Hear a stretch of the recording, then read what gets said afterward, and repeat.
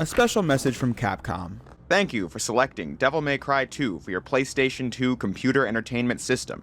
We at Capcom Entertainment are proud to bring you this new addition to your video game library. Proud. So that's what they call it.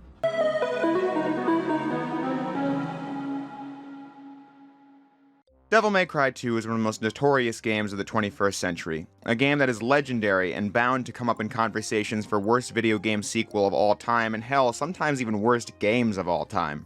Devil May Cry was a genre-busting, all-time classic game. It left massive shoes to fill, but DMC2 absolutely crashed and burned in the process. It was the kind of game that most franchises would not be able to come back from because it was just such a shocking display of low quality. Capcom was really taking huge L's around this time. I mean, DMC2 released in 2003 on the PlayStation 2 and came out the same year as Mega Man X7, another Capcom game that is absolutely getting my vote for one of the worst games ever created. I personally never thought DMC2 was as bad as X7, but the principle is the same. These should be great games in iconic franchises, and they just dropped the ball in historic fashion. With the dev cycle DMC2 had, I am shocked this game didn't get delayed for a long time. I mean, there was a precedent for that.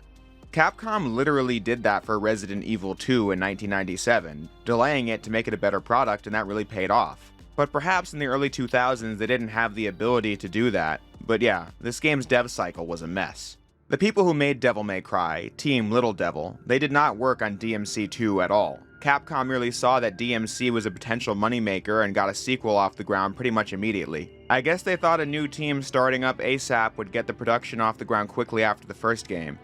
But it was a team of people who mostly worked in Capcom's arcade division, not super well versed in 3D action games, the kind of game Devil May Cry 1 changed the landscape of. The only consistent idea that the development of DMC2 shows is that they wanted to make significantly bigger worlds than DMC1, and that they sought to fix the criticisms from the first game that were brought up, like the difficulty and the lack of a playable Trish. And thus, DMC2 was going to be a lot easier and would co-star Dante and a new female devil hunter named Lucia. But the problem is, making things big and addressing criticism isn't really enough to guide an entire project, especially since it wasn't from the people who made the original game. There's nothing that would ensure this team understood what made Devil May Cry the game that it was. So yeah, the game was in trouble from the day it was greenlit, but somehow it only managed to get worse from there. Capcom realized that the ship was sinking a few months before launch and pulled in Hideaki Itsuno to replace the original director of Devil May Cry 2 to fix the game and get it into a sellable state in just 6 months. According to him, almost nothing was really done, so you can imagine that it was an incredibly difficult project to work on for all parties involved, and the results speak for themselves. But what I find incredibly hilarious is that I'd say most people active in online gaming discourse are well aware of the fact that Devil May Cry 2 is, well, as Dante put it, that's just a piece of crap. But you know who was totally ignorant of this? Yours truly. I mentioned last time that I just picked up the DMC HD collection on a whim in 2018 because these were supposedly based action titles, and the back of the box was just like 3 sick, stylish action games, so I was none the wiser.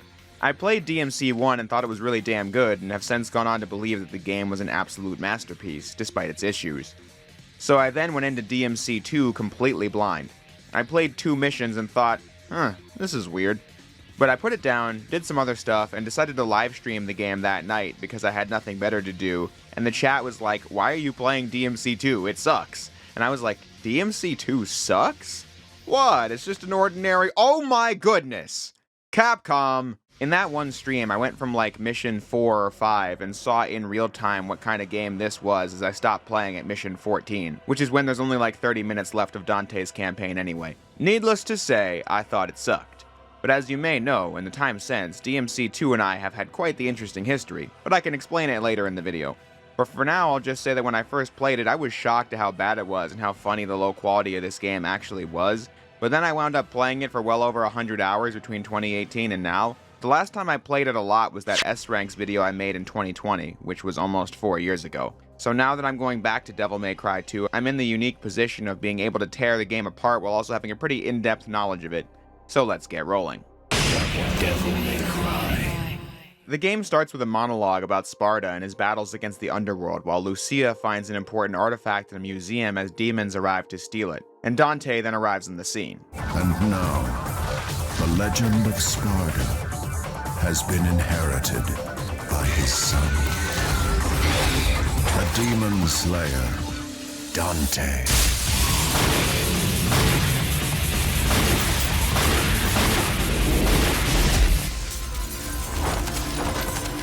Cool entrance aside, you'll probably notice that Dante says almost nothing throughout the entire scene before Lucia marks the map of Vita Marley. Mission 1 begins with Dante on top of the clock tower on this island as you begin the first mission where you need to make it across the entire town to the village located in the back.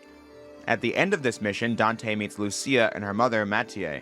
Mathieu informs Dante that she's from a clan of people who protect Vita Marley from demons, and that she once battled alongside Sparta as a demon called Argosax the Chaos was rising up. Now, Arius, the leader of a huge corporation, is trying to resurrect Argosax and take its powers, and they need Dante's help to deal with it. And that's it. That's basically the entire plot of Dante's Disc from then to mission 17, which is not a good start. Looking instead at the gameplay, Mission 1 is where you'll first notice issues with this game. DMC 2 kinda tries to open like DMC 1, where you'll explore a quiet atmosphere, collecting red orbs and getting familiar with the controls, but you don't need to collect them for anything yet, you just have to run forward and experiment with what you can do in the game. Dante can dodge roll with circle and run up and alongside walls with the same button. Dante is only equipped with his guns, Ebony and Ivory, and this game debuts Dante's signature sword, Rebellion. That sword carries absolutely no significance whatsoever in DMC 2, it was only DMC 3 that added meaning to it, but still, it did come from this game. But once you get into combat is when things really take a nosedive.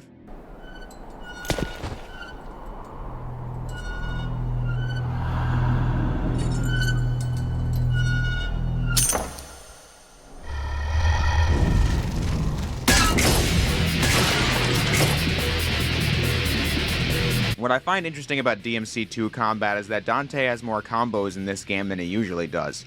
With Rebellion, Dante has 4 main combos, a 4-slash attack, a 3-slash attack, a 5-slash, and a 6-slash. But then, when using Dante's Devil Trigger, 3 of those combos have variants where the animation is completely changed, making it so that Dante has 7 combos in this game, alongside returning attacks like the Stinger, High Time, and the Helm Splitter. This game having the worst Stinger in series history. They knew enough about DMC 1 to know that the Stinger is an essential move for Dante, allowing you to close the gap between him and his foes. But this one just has a really low range and speed. But then, another huge issue is that you don't ever unlock new moves in this game. What Dante can do with Rebellion in Mission 1 is exactly what he can do with it in Mission 18.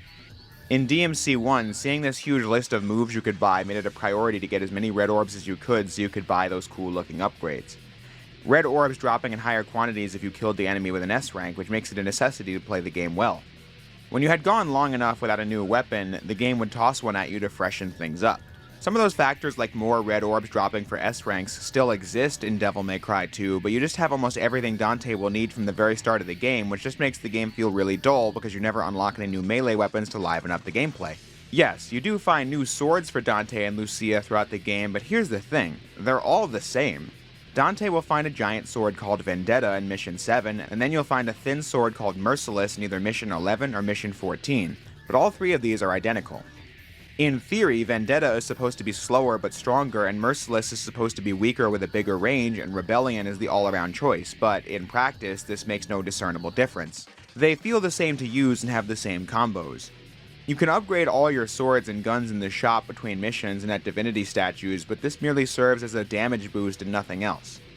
And then, the functionality of all the combos in DMC 2 are really odd. To do different combos in this game, you must press triangle to attack. The standard combo is just triangle 4 times, but if you move the left stick between triangle inputs, you get a different combo. For example, the 3-hit combo is triangle, move the stick, triangle, triangle, but the 5-hit makes you move the stick after pressing triangle 3 times.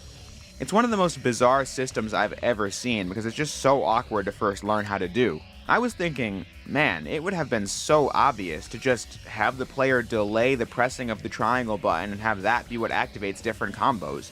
But then I realized, this is literally how DMC 1 did it. If you mashed triangle, you would get the basic attack, but if you delayed those button presses, you would do something different. It is a prime example of how DMC 2 just did not get DMC 1. The way that game handled combat was great, but this game just felt like reinventing the wheel. But having said that, if you ever felt so inclined, there are a lot of bizarre tricks that would allow you to go combo mad. In my many hours of DMC 2 playtime, I've discovered that if you wish to have more combo experimentation, you could quickly swap in and out of the Devil Trigger. Like, you could use the DT for the first 2 strikes of the 3-slash combo and then deactivate Devil Trigger so you'll do the basic finisher, which I find much faster. It's also wise to deactivate DT after starting the animation for those attacks because it saves on your DT gauge. When locking onto a target in mid-air, pressing the attack button will allow Dante to do 2 air kicks before the helm splitter, and these kicks are often prone to miss completely. But if you hold down the square button while doing air kicks, you will, for some reason, be able to do almost infinite air kicks as long as an enemy is in the way. I like doing some basic attacks on the Abyss Goat type enemies before launching them in the air with a high time, and then doing some air kicks, shooting them overhead with Rainstorm, going for the helm splitter, and when the attack hits, I activate DT to cancel the helm splitter animation after the attack connected, and being in a flying state where Dante can use air raid to get another attack in before deactivating DT to do another helm splitter.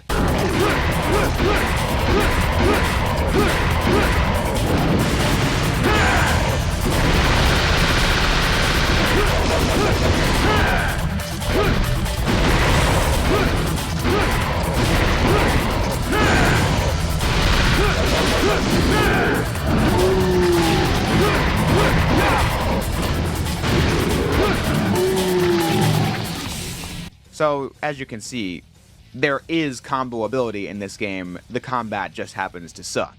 But DMC2 also has some good new ideas. This is the first game that lets you switch guns with L2 and gave guns cool abilities like Twosome Time, where Dante can shoot multiple enemies at once, done by moving the left stick towards a different enemy than the one you're currently locked onto while shooting. The shotgun also has combo attacks done with triangle and square. Then DMC2 lets you customize your Devil Trigger with the amulets you find. Dante can choose between running and attacking faster and Devil Trigger or being able to use Air Raid to fly. You choose between an electricity effect in your attacks, which increases your range, a fire effect, which increases the damage, and an ice attack that slows enemies down with each hit. It's a good idea because it allows players to tailor the combat towards their preferences, but all in all, I can't be that impressed by any of this because this is also a Devil May Cry game. Naturally, there's going to be some tech that the most dedicated players will find to make the game more fun. This is what these games are. So yeah, DMC2 having some interesting unlockables and some bizarre tech you can use if you feel so inclined isn't that impressive because the other games have had that and they're also good games without using advanced tech, and DMC2 is not. And this isn't even a good game with advanced tech.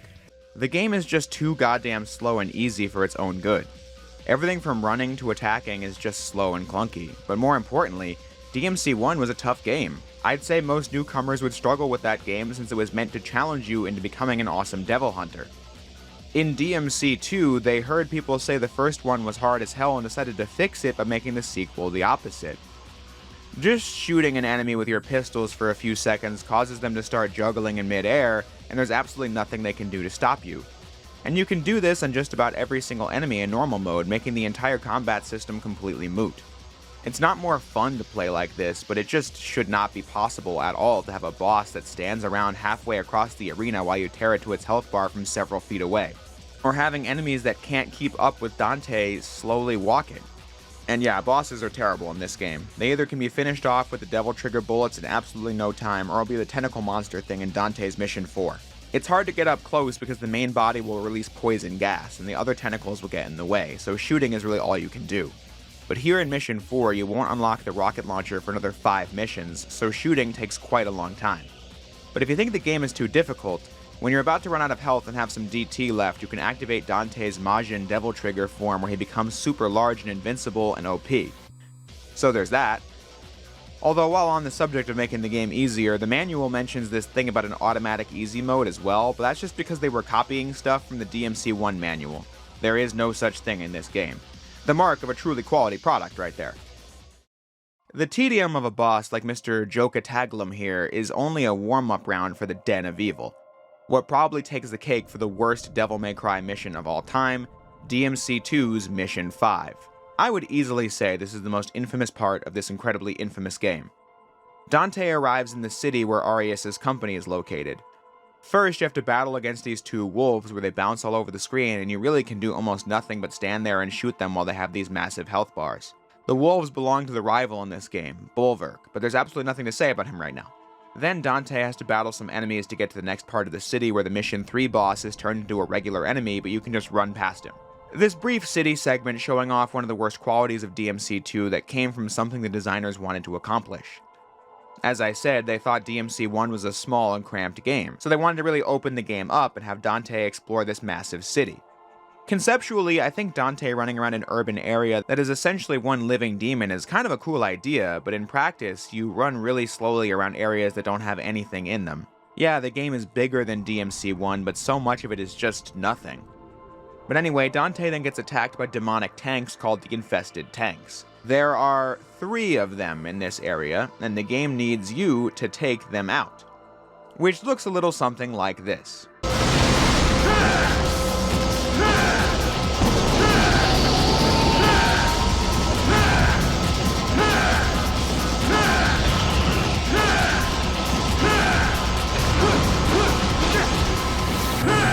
The best strat here is using the helm splitter on the eyeball up top, but even then, that isn't some super exciting strategy for defeating a mini-boss. It's completely thoughtless enemy AI no matter what you do. But then, the mission reaches its grand finale where Dante gets chased by the infested chopper. You get chased up a building and across some rooftops, something I'm sure the devs intended to be a cool set piece, but since it's in a boring game, it just doesn't work. The boss is at the top of this building as Dante has to destroy this chopper, and naturally, an airborne enemy can only really be dealt with in one way.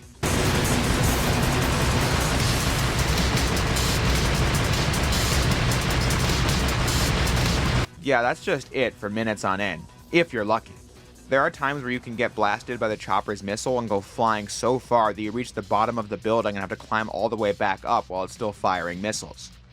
It's a boss fight that flies in the face of everything this series is supposed to be about. You still have to get an S rank while fighting this chopper if you want a high rank, but if you want to do that, you need to wait for it to get close enough for melee attacks that deal slightly more damage than your guns, and once you've got the style rating, you need to just avoid damage and wait for the next opportunity to get to the next one. It is ridiculous. It deserves its infamy as one of the worst bosses ever. I don't even think it's the most annoying boss in the game, but this one being the iconic DMC2 boss is really fair if you ask me. This being the part where the game loses a lot of players.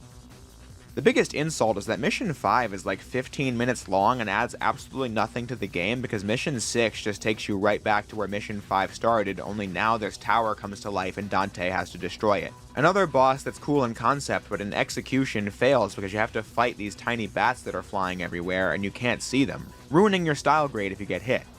But at least the second phase does keep you actively dodging attacks. That's something. It's around here where you might start wondering some things about this game. Like, what is happening? Mission 6 ends with Dante spotting a chopper flying away from the main building and decides to follow it. Mission 7 just begins like 50 miles offshore at an oil rig. The cutscene just shows the chopper land and then bam, Dante's in. Like, did he swim? Can he teleport? Well, his devil trigger can fly in this game, but the game doesn't show it, he just appears somewhere completely different. But then, what is this game about again? Between the start of Mission 2 and the start of Mission 8, there is no dialogue, and I'm not kidding you. Nobody says anything. Dante is just told to kill Arius and Argosax, and that's it. Apparently, when making this game, somebody behind it felt like the wisecracking Dante was not the greatest, so they decided that something bad happened to him between games to where he's now basically mute. Great that the game doesn't feel like showing that, and instead you just get this emotionless Dante. Although maybe I have extra reason to be miffed by this Dante because his disposition kinda reminds me of myself. Did you find what you were looking for? Yes. Now we can stop Arius's ambition. Whatever. It's so glaringly obvious how much of an issue it is, though. I mean, take this Mission 8 boss as a perfect example. In DMC1, you get a giant magma spider that looks nearly unbeatable, but Dante just makes fun of it before the fight, and continues to do so in each encounter. It really creates a unique setup between Dante and the demonic hordes he faces, which made the game stand out. Here, Arius commands a giant fire demon to rise up from the underworld. It says nothing, Dante says nothing, you beat it in like 1 minute, and then Dante just turns around and walks away. Like, what kind of story is that? It's the kind of story where the people behind the series don't even know where the game's ideas even came from. Like how Dante is now Two-Face from Batman and has to flip a coin before taking on the job. And save Lucia. If it's heads.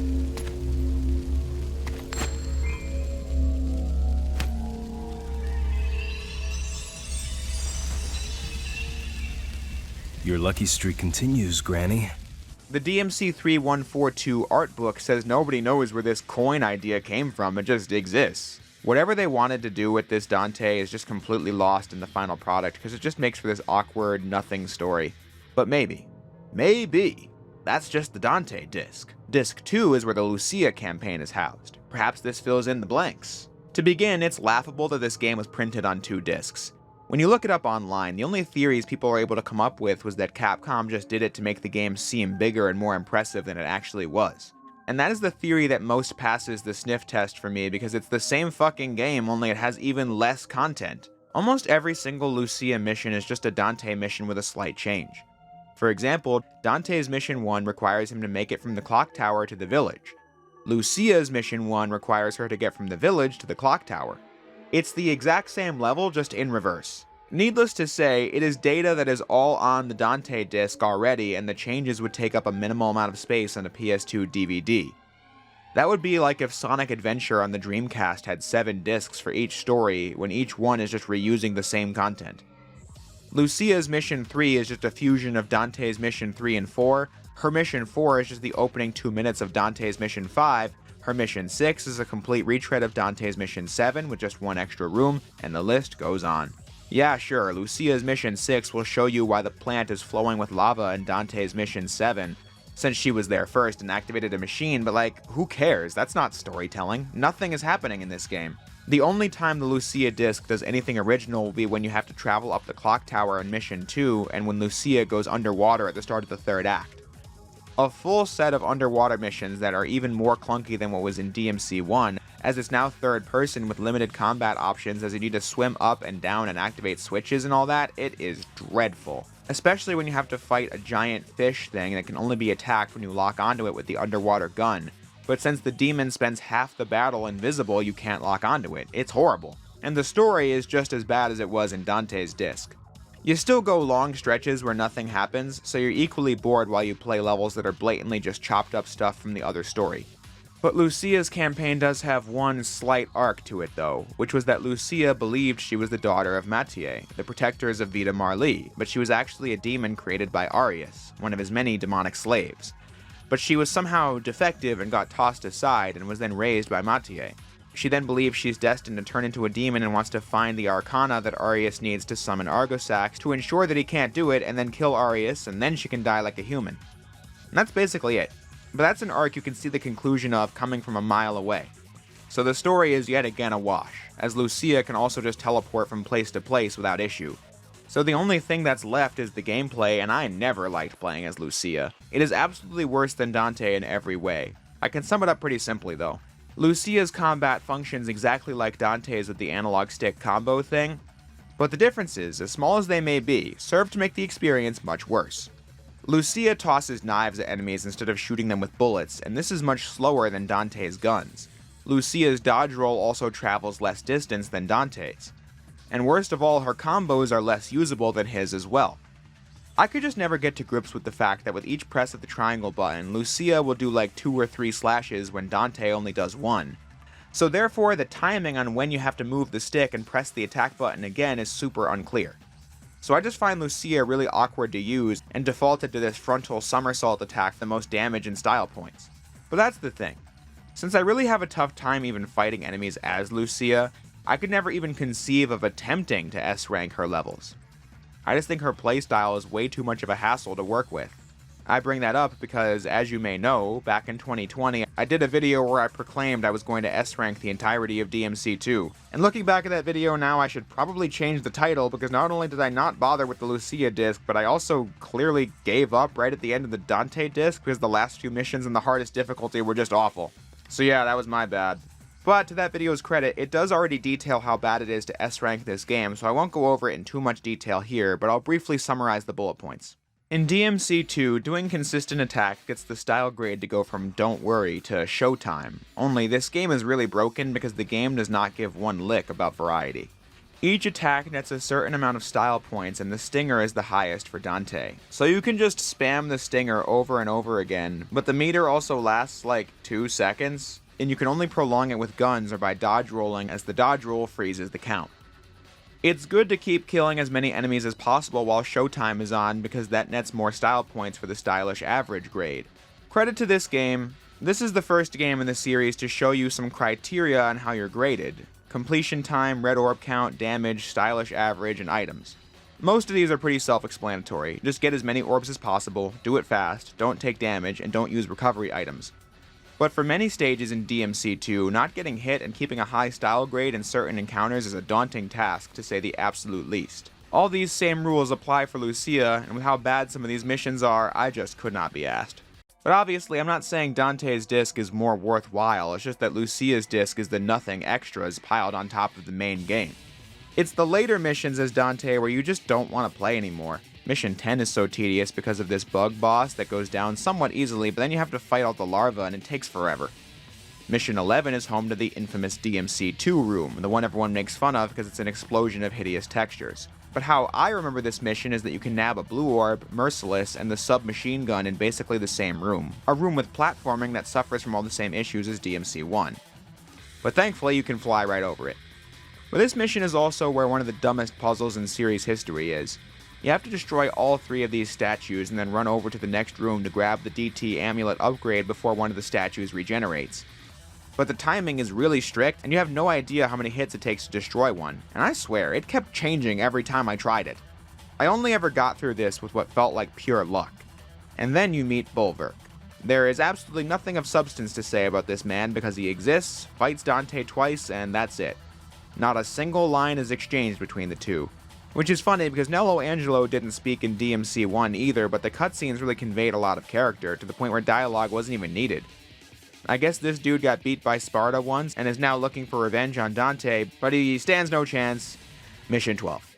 Dante must destroy these flying triangles, and it's chaos if you don't know you can turn off the lock-on with the press of a button. Otherwise, you'll keep accidentally attacking the enemies. And then Mission 13 is the first battle with Arius that lasts a pretty short amount of time as you finally reach the endgame, which, unsurprisingly, isn't very good either. But how are you going to enter the building? The entrance is... Where there's a will, right? I don't know, I just feel like this game gave up at the end. This game has secret missions, if you didn't know. And I thought these were kind of hit or miss in DMC1, some being cool objectives that required you to learn the ins and outs of the game's controls, and the others were weird random shit like stepping on 100 enemies. But I'd take that any day over what was going on in DMC2.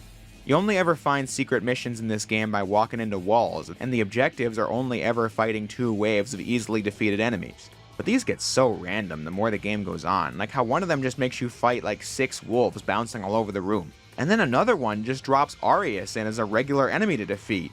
One of the main antagonists of the game, you just have to battle him again in a secret mission. This is still how you get most of your blue orb fragments, while the rest are hidden in the environment like DMC1. But I'm just bringing this up because of this one in Dante's Mission 9, we have to run up this pipe to get to it, and it's so precise to walk on that I fell down over and over again.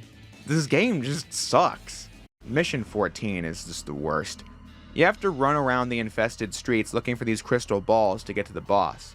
My friend in the Discord VC was just like, dude, you're just like hitting balls in the sky. And I was like, yeah, that's the game.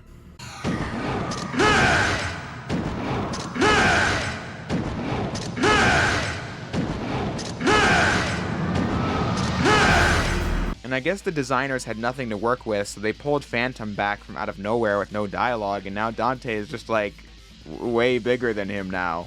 And then Mission 15 makes you fight a room of enemies in a time limit before you can enter Arius' building. Which of course Dante and Lucia both magically teleported into before, so I don't know why it's a problem now. But anyway, Mission 15 houses another one of the weirdest unlockables in the game. There's this mound of spider webs or whatever towards the side, and you need to knock enemies into it to unlock the Chrono Heart, which will slow down time when attacking in DT, but like, the fuck? What kind of unlockable is that? Who's gonna think to repeatedly knock enemies into one pile on the ground? It just makes no sense. Mission 16 also goes on forever, complete with the final Bulwark battle and navigating through a demonic maze where I somehow got lost on my way to find the Freeze Heart. But the battle with Trismagia at the end is definitely my least favorite boss in the game. Well, besides the fish one. You see 3 faces, and there's basically nothing you can do to fight its massive health bar besides standing there and shooting it. It's the infested chopper with even less interactivity, if that was somehow possible. But then something interesting happens in Mission 17. Dante decides to become a character in this part. You see, Lucia gave Dante the Arcana to protect them from Arius, but then Dante just gave them all to Arius in Mission 13. But it's then revealed that it was a trick. Dante swapped the coin Arius needed with his own. Is there a problem? You! Is that the medallia? You switched them? A false coin for a false god.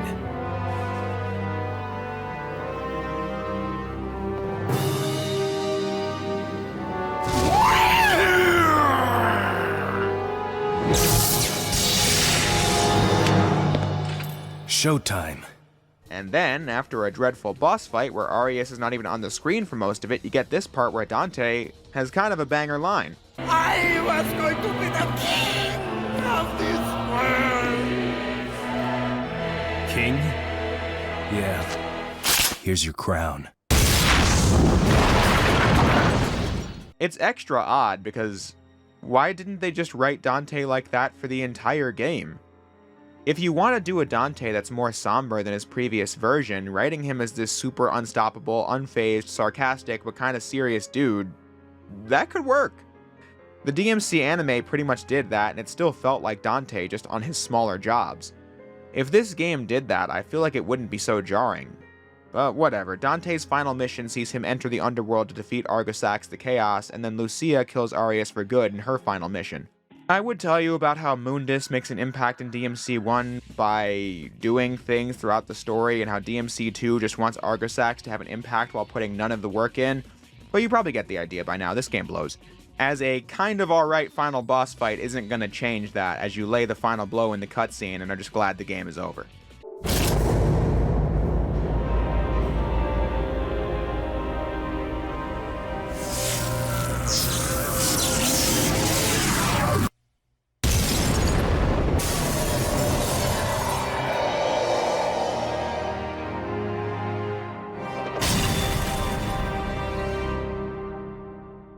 After you beat the Dante disc and get this non-ending of him suddenly riding a motorcycle through hell, you get farted back to the title screen with no credits, only seeing the true conclusion in the Lucia story. But even then, nothing really happens in the true ending other than Lucia waiting at the DMC office and hearing a motorcycle cut to black.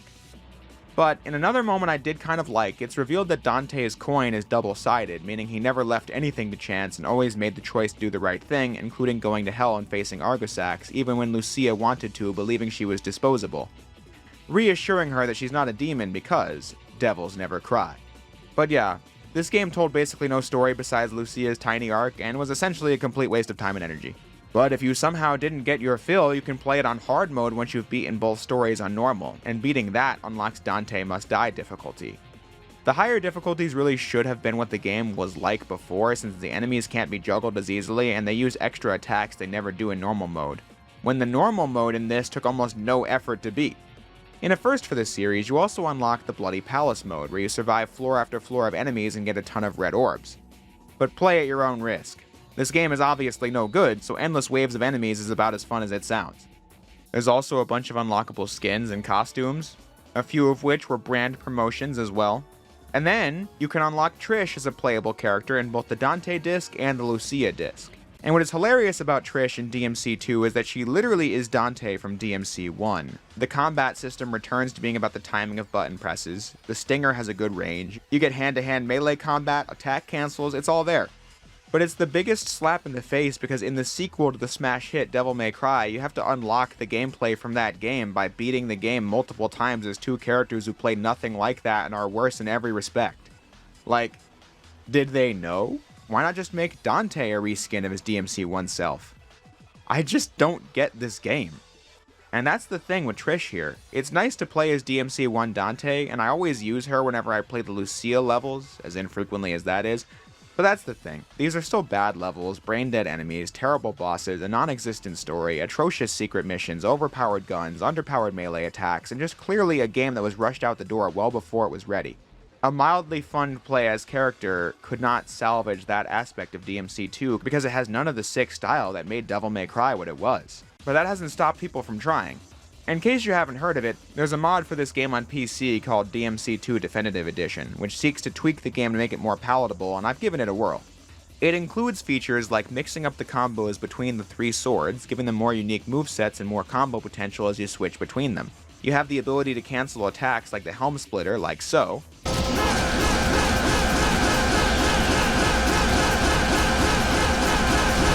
The mod ups the speed of Dante and crew, it allows you to switch the DT amulets with the D-pad in real time, and the list goes on. It's incredible how much this mod was able to do. But since the video is running a little long, I'll kind of leave it at that and tell you to go watch Craftium's video on this mod. It broke the whole thing down in 20 minutes and is well worth a watch if you want to try this. I think it's fun to mess around with for sure. Whether or not it makes the game good is up to you to decide, but as someone who's played DMC2 more than any person should, I think this is awesome, and could totally see myself coming back to it, but that's just me. When trying to be neutral, I totally believe Devil May Cry 2 is one of the worst games released in any big franchise in the current millennium. It just has almost nothing going for it, truly. It is a franchise killer, especially as the second game in the series. It is quite lucky that there was a redemption arc in Devil May Cry 3, because I can easily see a world where the word of mouth on DMC2 is so bad to where Capcom doesn't want to make another one, and Devil May Cry dies before it has the chance to release some of the greatest games ever made. But as the video has made reference to numerous times, me and DMC2, we've had quite the interesting history. I said at the beginning that I played this game for the first time 6 years ago and thought it sucked before rage quitting at the Trismagia boss fight and moving on to DMC3. I did finish the Dante disc a few weeks later though, but I do remember finding the way DMC2 sucked and the story behind its failure to be quite interesting. And then in like December, I decided as a joke I was going to play Mission 1 and get an S rank. It took forever and highlighted just how much these systems don't really work in tandem, but when I got it, I was like, oh yeah, let's do it. I was going to S rank the whole Dante disc on normal mode, and this is where my well-known, with a question mark, DMC2 era begins. I'm not actually sure how well known my DMC2 phase actually was, but still. I would say nice things about this game as often as possible in videos for like a year and a half, and I think the honest to god reason for this is because it took me a legitimate 6 months to beat all 18 Dante missions on normal mode with an S rank, and you better believe that took me an unholy amount of playtime. It's like I had to warp my entire brain into thinking this game wasn't the worst thing ever to justify spending so much of my life on this garbage. But then in 2020, I decided to do that S-Ranks video where I had to do it again and get footage of it this time, and that was when I was like, wait a minute, this game sucks. Returning back to the original conclusion that was obvious when I first played the game in 2018. But that's pretty much it for that. I guess as far as Jay's review's ending monologues are concerned, that one wasn't too long. But yeah, DMC2 is ungodly terrible, but it's one of those games where it makes me feel bad for it more than anything else. As I said, Hideaki Itsuno was brought in to salvage the project 6 months before release, and I think he did as good a job as any director could have given the circumstances. It's a miracle that it's as playable as it is, to be honest. And thankfully, he got his redemption arc when he directed Devil May Cry 3 from the very beginning of the project, which I think is a natural spot to end on. Leaving DMC2 as an interesting, failed bit of history that serves as nothing more than a bump in the road towards even greater heights for Devil May Cry. So next up is DMC3, so I hope you're all looking forward to that. In the meantime, I'll close by saying what I always do. If you made it this far into the video, I thank you for watching, and I'll see you next time.